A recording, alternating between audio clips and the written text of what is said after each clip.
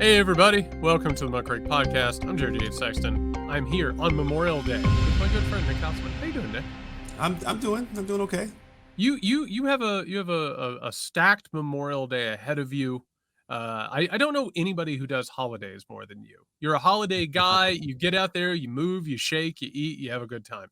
Yeah, but we wring our hands for the days leading up to it, thinking that we're not getting invited to anything, and then sure enough, something happens and people get us, invite us to places. So it feels good, but it makes us sweat a little bit beforehand. You're popular.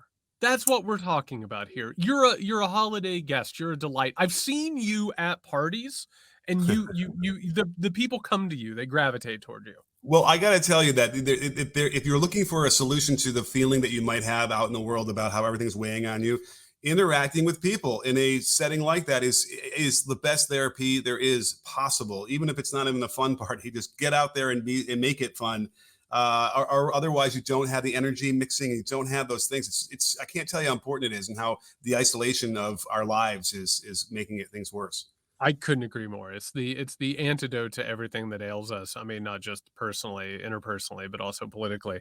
Good for you. Well, I'm glad that you're doing it, and I'm glad that you have a good day ahead of you, and I hope everybody listening to this had a good Memorial Day. It's a weird, I'll just say before we get into our stories, it's a weird day. America has a fraught relationship with its military, with the fact that, the powers that be have absolutely siphoned everything away from us and either put it towards, helping billionaires or throwing it at the military industrial complex, which last time I checked, Nick, was helping billionaires. And we do all this lip service for veterans and the people who have fallen. But meanwhile, we don't really take care of them. We push them out into the world in order to die and sacrifice their lives.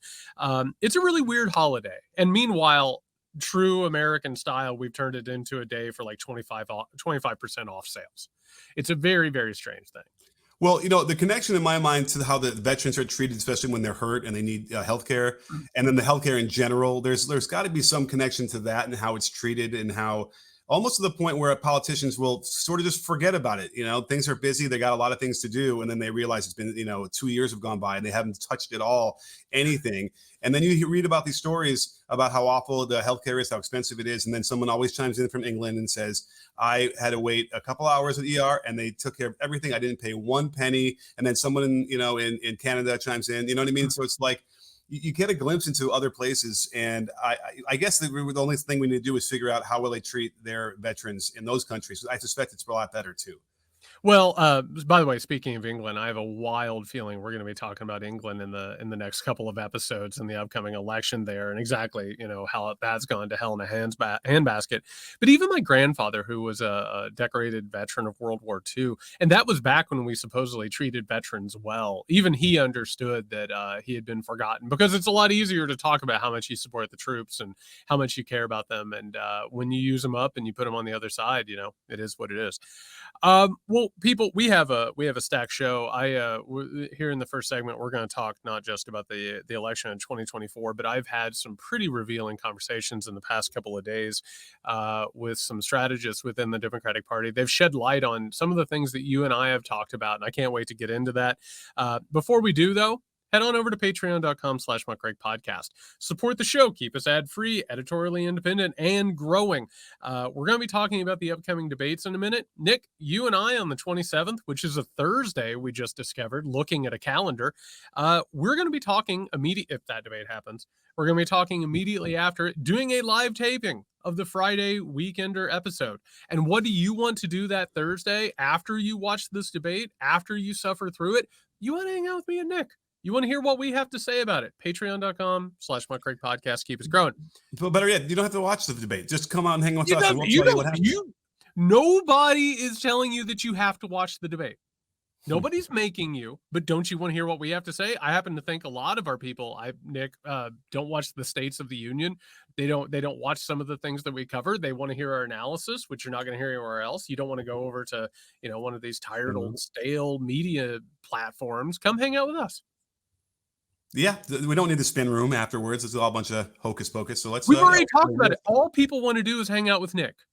They want to hang out with Nick. They want to party with Nick. Come party with Nick after this debate. patreon.com/Moncrick podcast. Woo. Nick, watching this election start to heat up, there have been a lot of questions about what's going on, including polls, where things are heading, where the momentum is happening. Again, I can't wait to talk about what I've heard from the strategist. Kind of blew my hair back a little bit. But another thing that blew my hair back, and we're always keeping our eyes out for articles like the one we're getting ready to talk about. This was in the New Yorker. And this was by Isaac Chotiner, called "Is the Biden Campaign Running on False Hope?" This was an interview with strategist Simon Rosenberg. And for people who don't know, Rosenberg is one of those sort of Democratic creatures who has just been around for forever. He cut his teeth on the Michael Dukakis campaign. I don't know how people feel about how the Dukakis campaign worked out. Probably one of the biggest black eyes of modern politics outside of Jimmy Carter being defeated by Ronald Reagan in 1980. But Rosenberg is a Democratic operative who also has become popular because of a Substack called Hopium. And for people who don't know, hopium is an online slang term, which means giving people hope where maybe they don't deserve to have hope and selling it to them. Nick, Rosenberg has some thoughts in this interview, and I think that it's important to take a look at them. Thoughts are a way to say it, but I liked what he said, so I'm anxious to hear what you thought. Yeah, so we're gonna run through this a little bit. I just want to go ahead and say this is the equivalent of the drill tweet. I'm not mad. I'm not mad. Don't put in the paper that I was mad. This is a very strange back and forth. That in the very, very beginning, Chotiner is asking about the polls, and Rosenberg immediately says that these polls are not correct, says, quote, "They're not correct." And Chotiner says, "Hold on, let me finish reading." And then Rosenberg says, "They're wrong about that. I mean, they're just wrong. They're wrong. I mean, I'm presenting you with facts. How in the world could polling averages be correct if they ended up with 54 seats in the Senate in 2022? And I have an explanation." And before we've even gotten into this, Rosenberg says, quote, I'm ending the interview because what you're doing is ridiculous." And all we're doing at this point is talking about the fact that Joe Biden is currently behind in poll averages. And pretty much anybody who's been doing polling says that right now Trump is in the lead and maybe Biden should reconsider his strategy. Right. I mean, it's interesting because when somebody gets really focused on like a very singular something, it kind of makes you, tilt your head a little bit, right? So he's so focused on the 538 poll that had predicted 54 seats to the Republicans in 2022 in the Senate, and because that didn't happen, ipso acto quod eram dismonstrum, they're inaccurate. Here's my problem: is because Nate Silver likes to come out and insist at how accurate the polls were. In fact, they tried to say that those polls were as accurate as the most accurate polling they had since 1998. But I don't think 538 themselves should be the ones who are saying that they're the most accurate. Some other independent group should be looking at this and telling us that, because right, it doesn't seem trustworthy at all. They have every incentive to make sure that we think that they're accurate when they might not be. Does that make sense? It does. And my God, I wish that there was some sort of independent operation out there, but it simply doesn't really exist. I mean, if you want to start one, I would love it. I would love if that's what but by the way, the sound of doing that like makes my soul die a little bit. Right. Well, you need math people, right? They need to be able to look at the methods and then, pull it, because they just, I think it's a little transparent. They tend to give you a little bit of the method, but then they'll just say, see, it's the D plus 2.1, blah, blah, blah. And then next thing you know, they say that it's the most accurate. But you can't argue with the fact that they were not right. Like the Real Clear Politics poll was wrong. It wasn't accurate, right? I mean, there are problems with it, but I will say, do you think that if Rosenberg was doing this interview and Biden was up in the polls, he would be talking about how the polls are wrong? That's why you're here, Jared. And I'm sorry to say it, but that is one of the problems that we have is we have an entrenched class of people, including people like Rosenberg. 30 years. For the past 30 years, he's been involved in major Democratic politics. Nick, how is Democratic politics, capital D, Democratic politics, how have they done in the past 30 years? Well, if you want to look at presidential, numbers, raw numbers, and the popular vote, they've done pretty well. Well, they've done fine in the popular vote. How have Democratic politics, like what advancements have we necessarily had over the past 30 years? We've had Obamacare. That is fair. We've had some investment post-pandemic, but like, would you say that the Democratic Party has been wildly successful in the past 30 years? No, Roe v. Wade being the centerpiece of that, but then the shift. I guess the point you could make is the shift back to the right, which is what the country is lurching towards, and seems like based on this polling, is a fault of the Democrats and their message not being communicated well enough. It's a big chunk of it. And I think one of the problems is people like Rosenberg who are out there saying, please stop saying that this isn't working. Right. Like that, please stop saying that this doesn't work. We know better. And then inevitably they get paid regardless of who wins and who loses. I'm guessing he still cashed paychecks, even though Dukakis got absolutely crushed, correct? Yeah, that was a contract. And that's the contract. And that is one of the problems that has happened is there is an entrenched class of strategists and consultants, and I'll talk more about that in a second. But as we're getting into this, basically what ends up getting asked is why he feels like something is actually better than it is. And Chotiner says, I saw you said Trump to me is a much weaker candidate than he was in 2016 and 2020. Can you talk more about that? And Rosenberg says much weaker. And he says, tell me more. So I think, first of all, his performance on the stump is far more degraded, which, by the way, not wrong. Not wrong. He's clearly diminished. Absolutely. He's far more erratic. True. He's making a lot of mistakes that are hurting the campaign when he speaks. Second, his agenda is far more extreme, more dangerous, and will be far easier to exploit by the Democrats.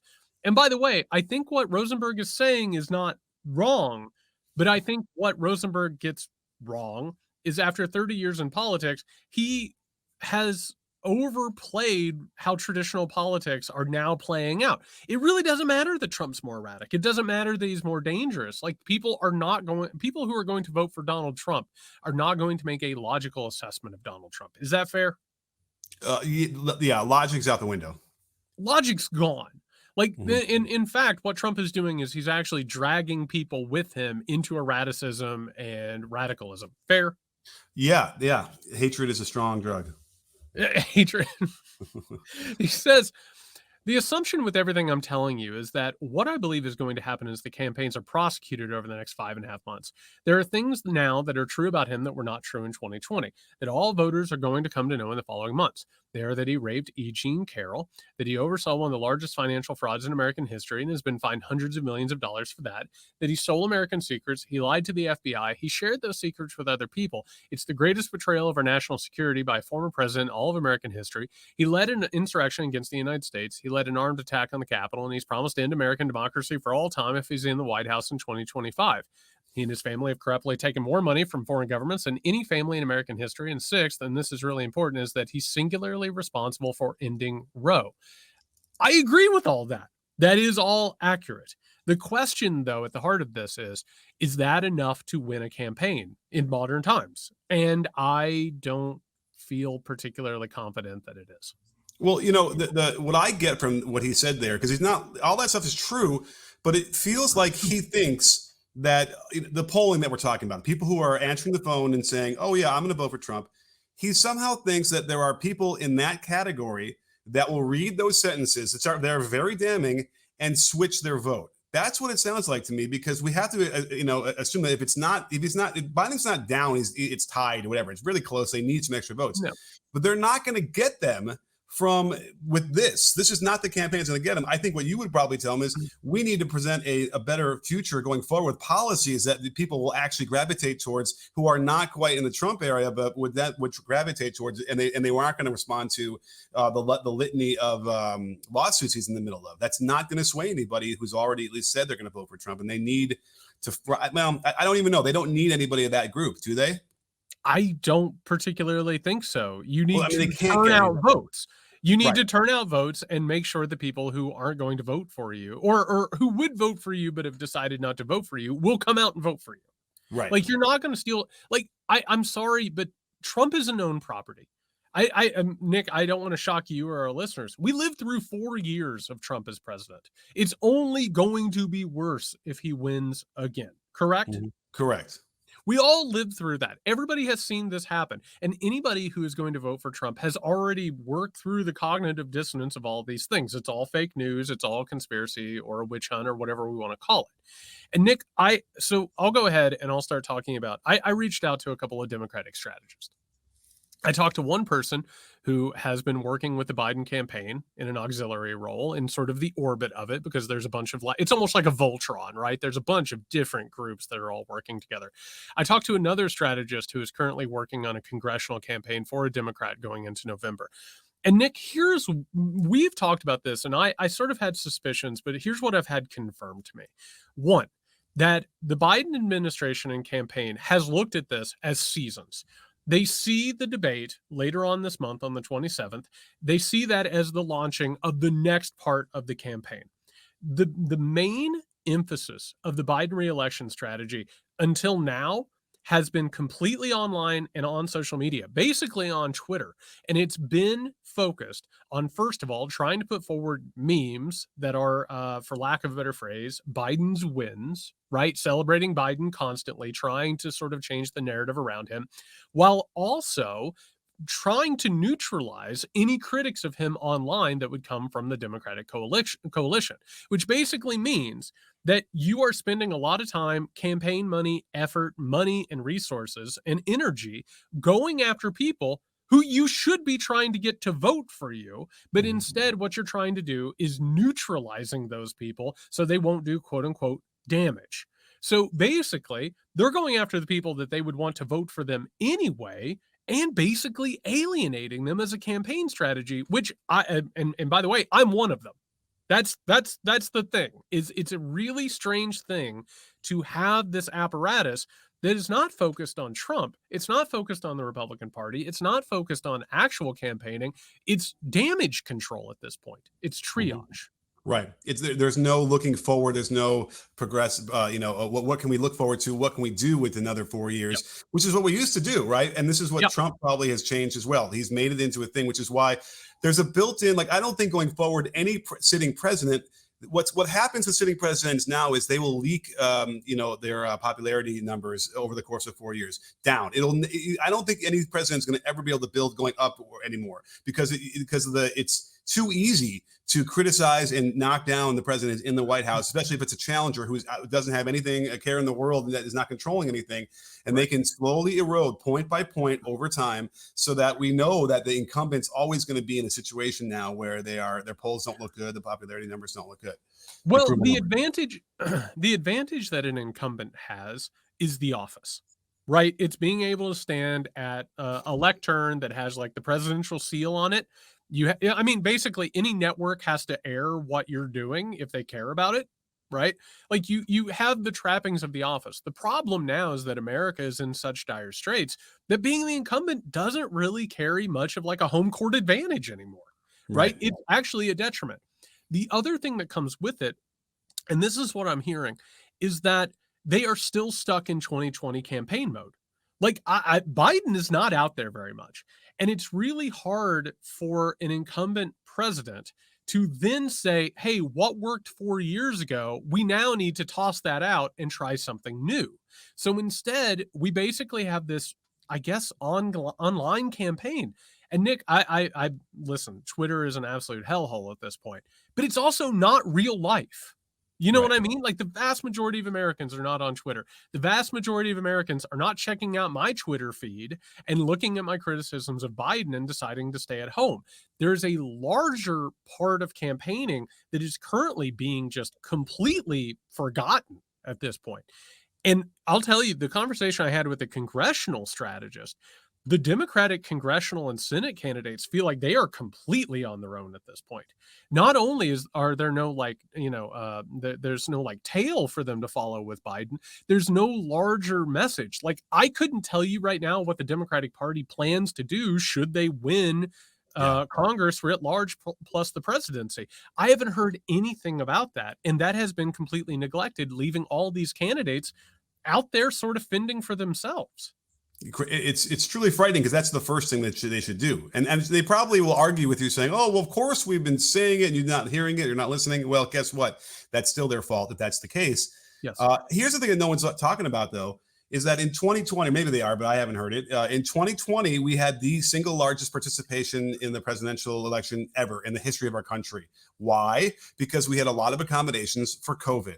right? Yep. And that was it really key. And what happened? What was the result? Not only the largest number of votes ever cast, but like a 10 million vote gap between Biden and Trump, right? Because of that, we always knew that would happen when you get enough people coming out. However, we don't have those accommodations anymore. And in fact, the day after the election, Republican-controlled states had been systematically trying to eliminate any possibility of any other accommodations that actually worked really well in one of the most secure elections we've ever had in our lifetimes, right? So that is a bigger issue in my mind, is that it's not going to be as easy to vote. And so all the people that they were able to get in 2020 might not vote just because of the inconvenience of it that has been made more inconvenient by Republicans. But still, that has to be a concern. And I don't know if anyone's ever really wrapped their head around that yet. No, they haven't. And what's more, and like what you just brought up is really, really important. The 2020 election is going to go down as historically one of the weirder presidential elections we've ever had. Not only were both candidates completely limited in what they were able to do, we were in the middle of a generational pandemic. We also had a generationally dangerous president at the time that everybody was fed up with, right? The entire idea was that Biden was going to come in, he was going to fix it. We don't have to discuss that right now. What we're talking about right now is that we have an incumbent president who has such a problem with his own base that they're spending most of their time and their resources trying to shore up what you have to call heavy users, right? Like, just to go ahead and steal something, Morgan Spurlock just died, right? Mm-hmm. You know, I don't know if you remember in Super Size Me, there was like that guy who ate a Big Mac every day for, I don't know, like 17 years, right?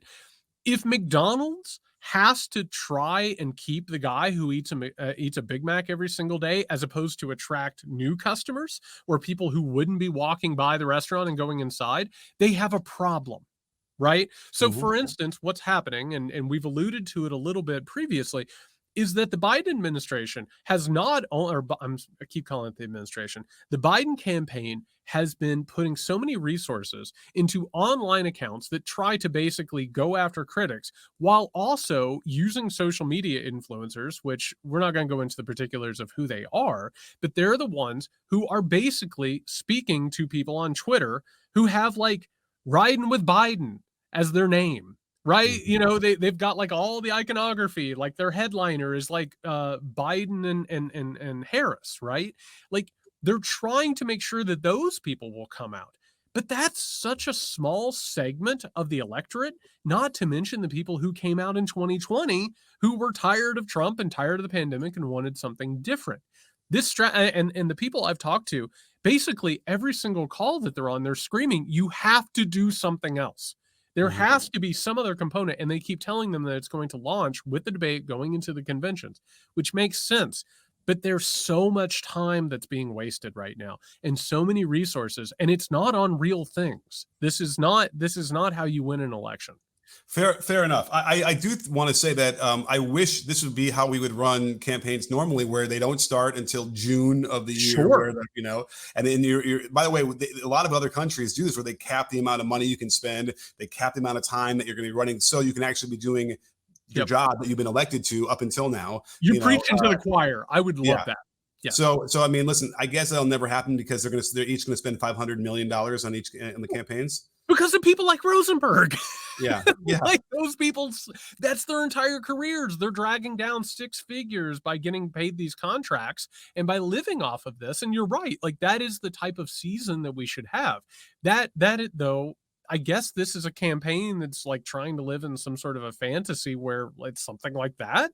But this is a wild thing. Like usually a re-election campaign, the span of it, the full force of it. And by the way, Biden is not lacking in money. He has a ton of money. Like you can go ahead and do all these things. You can chew and walk gum and pat your head and rub your stomach Mhm. at the same time. There's tons of resources, but it's just not happening. Should I go see Kimmel interview Biden and Obama with the special guest stars Julia Roberts and George Clooney? Oh, that makes I me could feel, go. that makes You me know how feel, much it is? how much is that? Well, for $6,800 a ticket, you probably get a lot of really special stuff. But I will say this: the lowest ticket is $250 or $260. That's not like crazy out of this world, whatever. Like, do I really want to spend $500 to go with my? I don't know. And you would get nothing. You don't even get a chair probably at that point. You just have to stand somewhere. But Yeah, it's when you start to process this and you realize this is going to be probably a big venue with a lot of people there. It's staggering. I think he just raised 20 some million in the last one they did, some other private one. Well, which by the way that is part of how this is supposed to work. And this is what Democratic presidential nominees have done constantly. The travel schedule you're supposed to have, if you're an incumbent, right? If you're a Barack Obama, if you're Joe Biden, you spend most of your time in the White House, you fly off to California in order to get those sweet, sweet California dollars, just like you're talking about. And then you go ahead and you go to like the big campaign battlegrounds. Well, here's my question. Where's Biden? Where's Biden? Let's go ahead and take that a step further. Where's Obama? What's he doing? He's like probably nailing down a couple more Netflix development deals, right? Like that's what's happening. And all these different apparatuses. And for the record, Nick, like we've talked about this. There's like a weird divide between the Biden and Obama people. Look what the Obama people are doing. David Plouffe just launched a campaign managers podcast with Kellyanne Conway. What the hell is that? You know, the Johns are either doing Pod Save America or they're going on Survivor. Like all of the people, and by the way, all you're hearing from are people like Rosenberg and James Carville. Like you're not getting the players in the field and doing what's supposed to be happening. And I think the feeling of anxiety that I'm having, you're having, and I think that like, you know, most of the experts that we talk to and discuss things with, the anxiety is coming from the fact that this is not a well-run machine. This is not working the way that it needs to. It's not being handled the way that it needs to, and it's slipping out of their hands. Absolutely. I mean, I think we'd be surprised if we got to pull the curtain back on even the winning campaigns over the last 30, 40 years. We might realize how haphazard the whole thing had always been. And they put on, you know, they put on the Axelrod with Obama puts on this big, you know, front. But, you know, I wonder just how much it's just sort of fly by the seat of your pants, just by your gut, kind of making stuff up, hoping things work. And then the Obama reelection campaign was not. The Obama machine was like one of the most well-oiled, tech-driven, high-money machines that's ever. But by the way, he never shared it. He right. Like it really. He basically took his ball and went home with it. And I don't think Biden has that stuff. I think Biden won 2020 because of the very specific moment that it was in. And this campaign is just it's not working well. It's just not.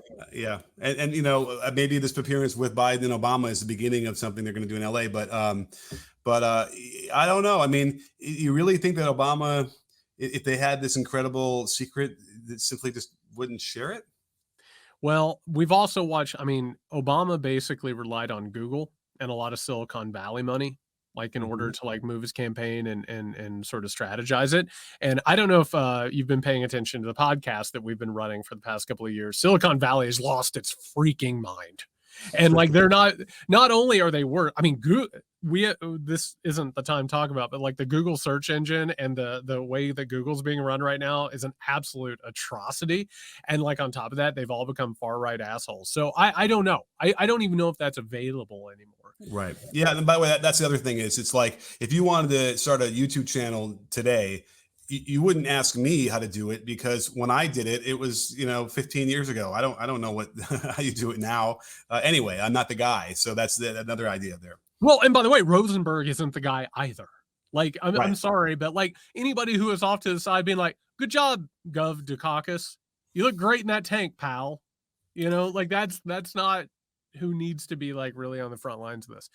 Speaking of bad campaigns, Nick, the Republican nominee Donald Trump went to the Libertarian National Convention. We'll talk about why in a second, but let's listen to how it went. Roy wrote, Donald J. Trump will address the Libertarian Party at its national convention on Saturday. The Libertarian Party should nominate Trump for President of the United States. Whoa, that's nice. Yeah, that's nice. If you can't quite tell, that's booze when he announces he wants to be.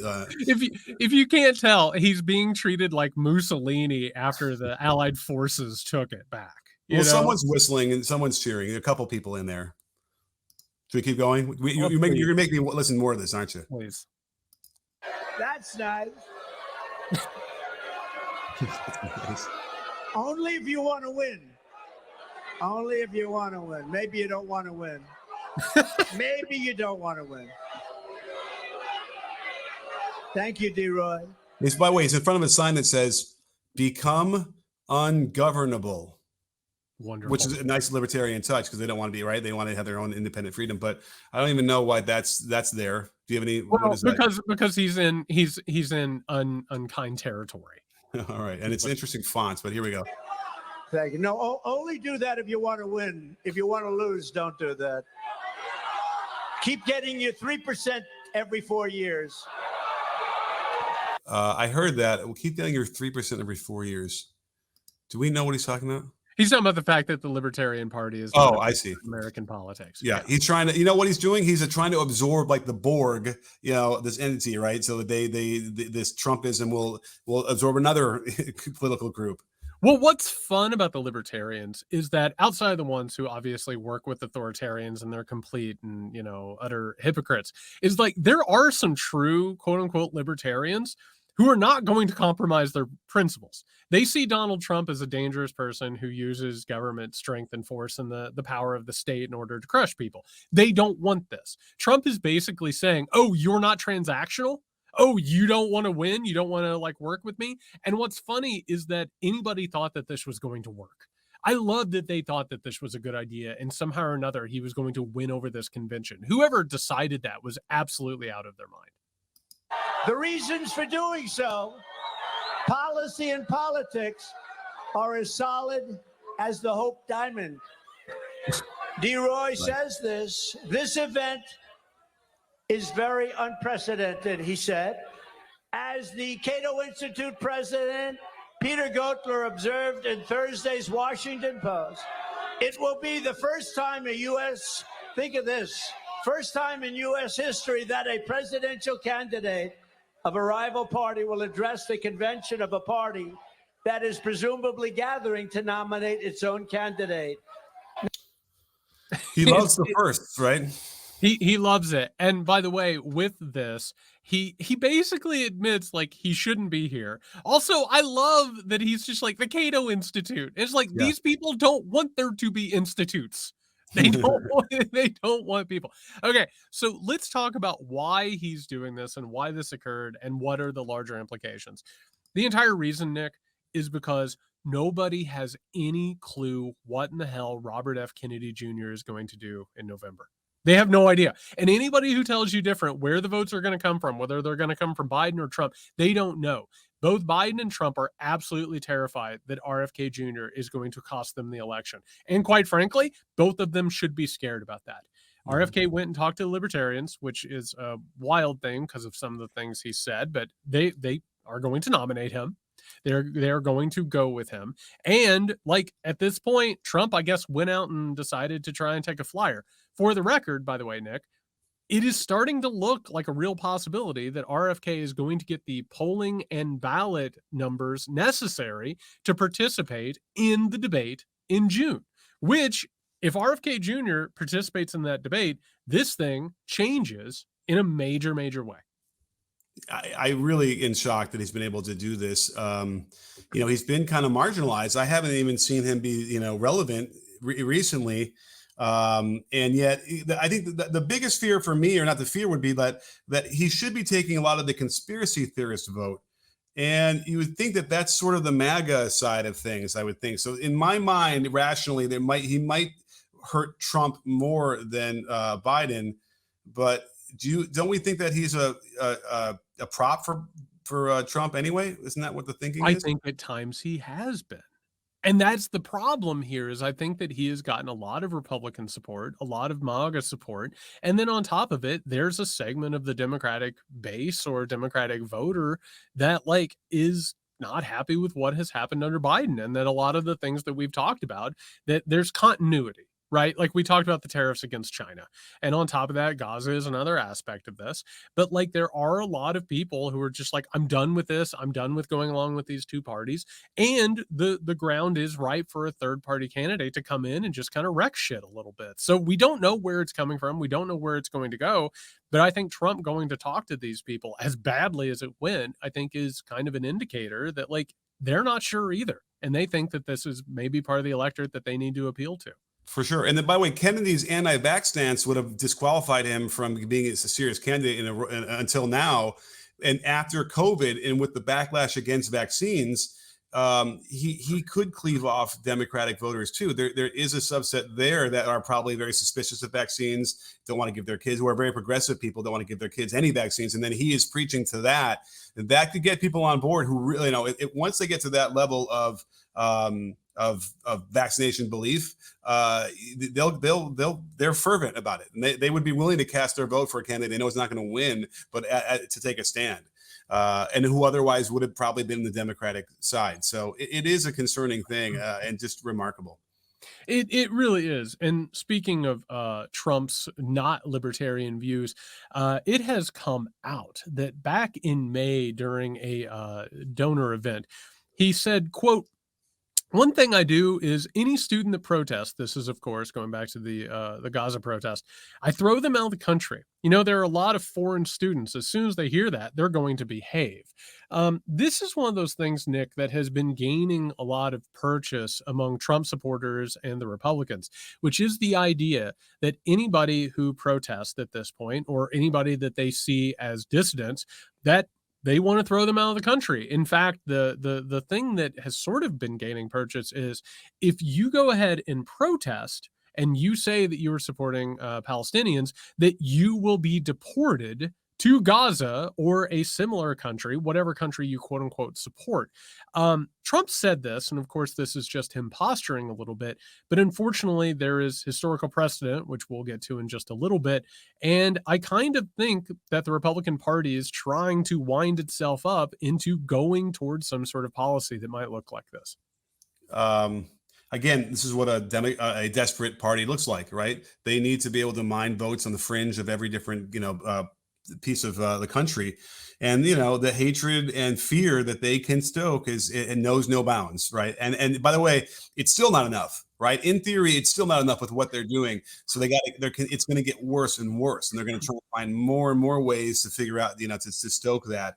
I wish I would feel, not that I feel good about it. I wish we can come up with like the most absurd prediction of where this is going to go, and then feel knowledgeable when it actually was going to happen. But that's how absurd it will continue to get even worse than this. Well, what's scary about that, Nick, is you and I, over the course of this podcast, anyone who's been with us from the beginning, you and I have done that. Right. We've talked about the logical, or I guess you would call them illogical conclusions. And then later on, months or years later, we had to be like, hey, here's another one that we saw coming and was obviously happening. And this is one of those things. Yeah, like it would have to end up being like, if you have a rally against Trump, you get deported. Oh yeah. That's what they would go towards. I don't want to shock our listeners, but the Supreme Court is currently considering whether or not Trump should have the power to assassinate his political rivals. And like what we're actually talking about, there are precedents of all of this. Like going back into the early 20th century, people might not know this, but during the first Red Scare, this is immediately after the Russian Revolution, right? This is after communism takes over. We had this moment where all of these different pressure points in the United States. This was during industrialization, as the inequality gap got larger and larger. You had labor battling in the streets, literally, not just protesting, but like getting in fights with, these oligarchical people. You also had anarchists, going back to our libertarian friends, who basically were saying that government control had gotten to be too much. You had leftists, you had socialists, you had all these components in the country that were seen as undesirables. One, the power of the state was levied against them. The government put its power on behalf of the oligarchs, went after these people, used troops to kill Americans in cold blood, in massive numbers, to undermine their civil liberties, and then eventually, Nick, to round them up, try them, and then put them on a boat. And I'm not making this up for people who don't know this. They were literally sent to Russia. Like major American figures such as Emma Goldman were put on boats and sent to Russia because they identified as socialist. So this type of stuff has happened. And this type of stuff has been under the purview of the American government. It's not so far outside of the realm of possibility and imagination that such a thing could happen again. But correct me if I'm wrong, but as far as I understand it, like in the 20s, you could totally be out as a communist in this country. It Well, was you a could for a little while. right, Yeah, and then right around when the Nazi Party took over, right in the early 30s, it became then all the other issues we saw with like Oppenheimer in that movie, right? Like where they, and by the way, the Jewish community then was really big on communism, and sure. they'd have camps. Like my mom went to the communist camps, and they would learn all about communism and how the beauty, the absolute, we know that the pure unadulterated version of communism is a kind of a beautiful thing. It could be a beautiful thing when it's not corrupted. So, but yes, and then it very quickly, as the Rosenbergs and all sorts of other places, it came out with and then McCarthy. So I just find it is interesting. There was a moment there where it wasn't a big deal. You could be a communist So and be out. it went in waves is how it worked. With the first Red Scare, which by the way was used to go after African Americans who were calling for reform and civil liberties to be given to them. Yeah, That first Red Scare back in the early 20th century, immediately after World War One, it resulted again in this mass deportation in 1919. Then you get to the Second World War. There's like a period there where like you could sort of flirt with socialism or communism. Immediately after, the second Red Scare is used to start dismantling the New Deal coalition, which by the way had a lot of socialists and communists involved in it. And then you start purging them. And like you said, you have a lot of right-wing movements that start finding like power and start gaining some popularity because of the vacuum and the lack of a left, because it was destroyed, which leaves us where we are now. We have another burgeoning leftist movement in this country that's starting to gain some power and purchase. And quite frankly, this is one of the reasons we're watching state power start to do what it's doing, is to go ahead and protect itself. And it can start doing this. So it's not, I just want to say, it's not far-fetched that this could happen. You could see another sort of revival of those energies. I mean, it could definitely happen. Well, to circle back to what Trump was saying and in his rallies and what the polls are, whether they're accurate or not, the Trump campaign was trying to insist that there was, what did they say, 30,000 or 100,000 people at his rally in the Bronx. And when they had the overhead shot of this while he was talking, smart people could do the math and whatever. There was probably like 3,000 people there. If you're generous, say it was 4,000 people. Now I know it's the Bronx and not like in a southern state or MAGA, central, but there is a huge contingency that are for Trump in those areas in New York as well. So in my mind, it might not be resonating as much as we think, as these rallies are not being populated like we thought that they were, right? Like it sometimes they get a certain shot and it feels bad. It looks like there's a lot of people there, but when you realize it and you actually look at the numbers, it's like it's a fraction of what we think. So it is possible, that's loud and it's fervent, it's energetic, but it's not numerous. The question that I'm starting to sit with, we'll finish this up with this, and this goes back to the first segment on the show. What I'm getting concerned with is that Trump is going to have MAGA voters, period. They do not care what he's done. They do not care how he's behaved. The question now, and again, Nick, one of the major themes that we've had on the show is that the American voter is not logical. They whether or not they're informed or not, many of them are not. Many of them are filled with like false information and false beliefs. The question is whether or not the vote in November could possibly be a protest vote. And like we could even, this is shocking to say, we could see Trump outperform 2016. Like that's within the realm of possibility. People who say, I simply don't like what's going on right now. I don't like the way the country is. I'm given two choices. Do I like Trump? No, I don't. I'm going to go down this road. We don't know yet. That's the when you said 2016, did you mean 2016, not 2020? I think there's a possibility he could outperform both. Okay, because remember, 2020 was the most votes anybody ever gotten aside from Biden. That's right. Which I mean, I'm talking electoral college wise.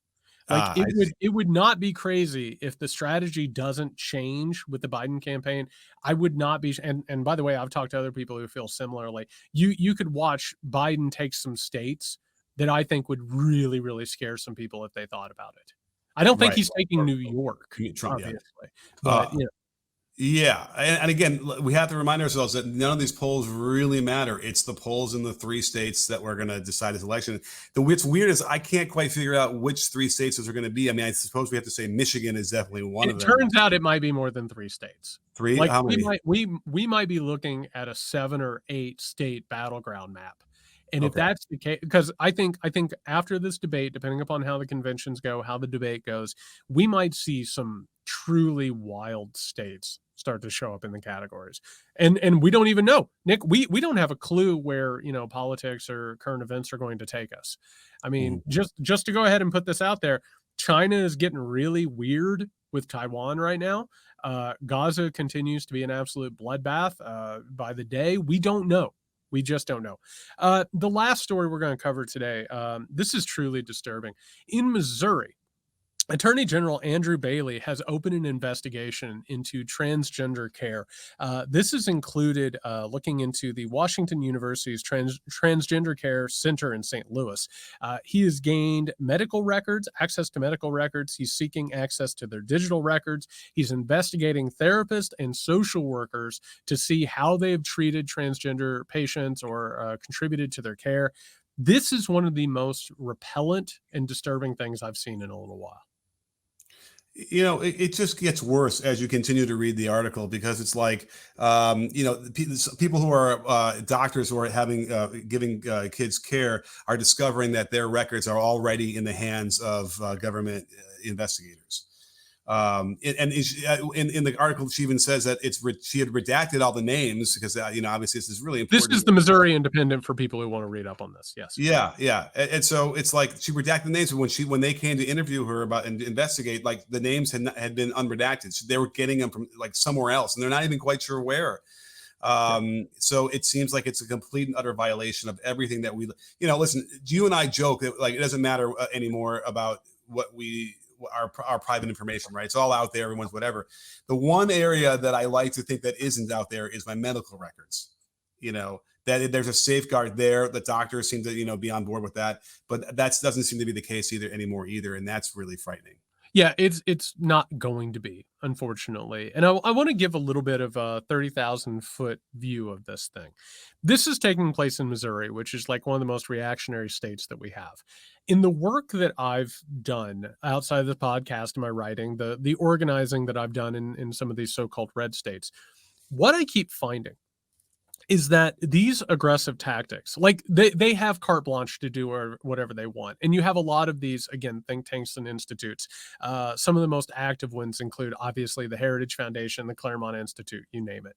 One of the plans that's been carried out is that the GOP in these Republican-controlled states are basically given a plan to make life as unlivable as possible in these states. Right. So, for instance, the idea that like you can't even live in the state of Missouri without having the state itself attacking you, investigating you, impeaching your civil liberties and your right to privacy and protection.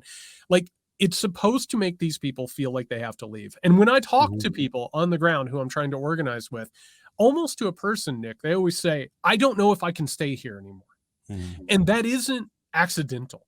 Right. This is supposed to move people out of the state of Missouri, the same way that they have actively moved people. We've seen mass migration of political ideology. We've seen it from people moving from California to Texas, right? Moving from California to Florida, people moving from Texas and Florida to California. And in states like Missouri, like maybe you might decide you need to go across the border and go to Illinois. Right? Or maybe you need to go to California. Maybe you need to go somewhere where your life isn't being made hell. That's a political strategy. It's supposed to create these strongholds in these states such as Missouri.